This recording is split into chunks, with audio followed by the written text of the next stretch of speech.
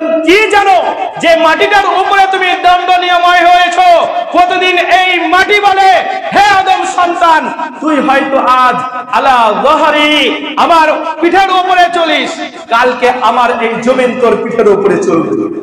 আদম সন্তান, তুই জানিস না আমার পিঠে তুই প্রতিদিন আমার পেটের উপরে প্রতিদিন বসে বসে খাস, হয়তো কাল তোকে আমার পেটে পোকা মাকড় অনেক বিষাক্ত জিনিস তোমাকে ছিঁড়ে ছিঁড়ে খাবে।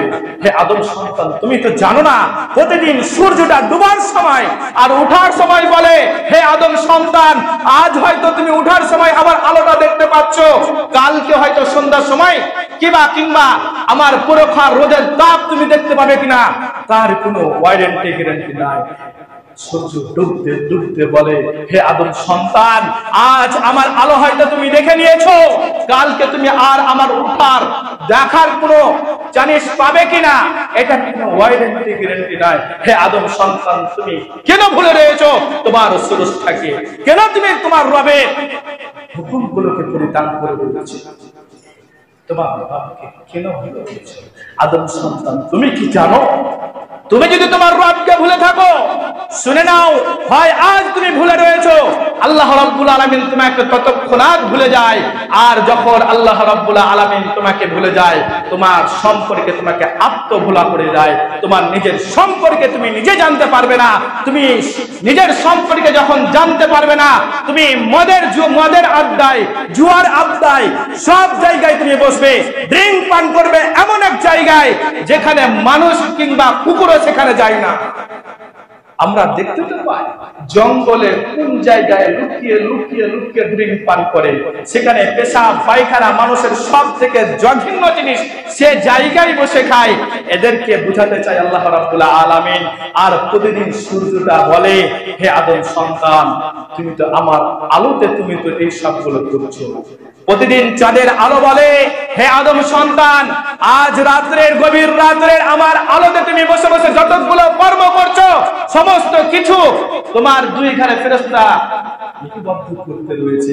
আদম সন্তান, তোমাকে কাল কিয়ামতের দিন আল্লাহ রাব্বুল আলামিন উঠাবেন। কারণ আদম সন্তান, তুমি কি জানো? আদম সন্তান, তুমি কি জানো?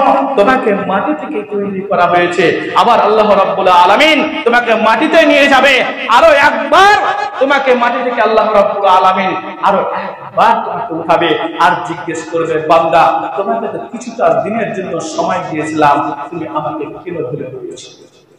উত্তর দিতে পারবে? কেন ভুলে রয়েছেন উত্তর দিতে পারবে? অভিনন্দন যুবক, বৃদ্ধ, মা বোনেদের বল, আল্লাহ রাব্বুল আলামিন ছাড় দিয়েছেন, ছেড়ে দিয়েছে।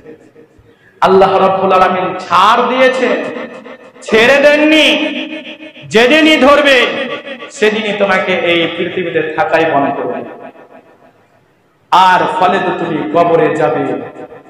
মাটি বলে, হে আদম সন্তান, তুমি আমার পেটে এতদিন অনেক কিছু খেয়েছো, আজকে এসেছো, আজকে আমার ভিতরে যে বিষাক্ত পোকামাকড় রয়েছে তোমাকে আজ ছিঁড়ে ছিঁড়ে খাবে, এবং আমার সাজা তোমাকে এক পাদর থেকে আর এক পাদরে চাপ দিয়ে আটার মতো তোমাকে পিষে।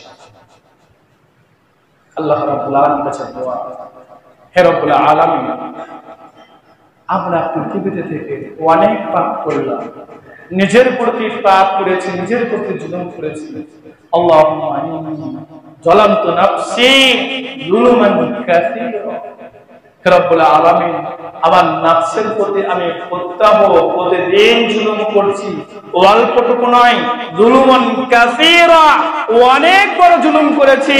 হে রব্বুল আলামিন, তুমি দয়া করে আমাদেরকে মাফ করে দাও, ক্ষমা করে দাও।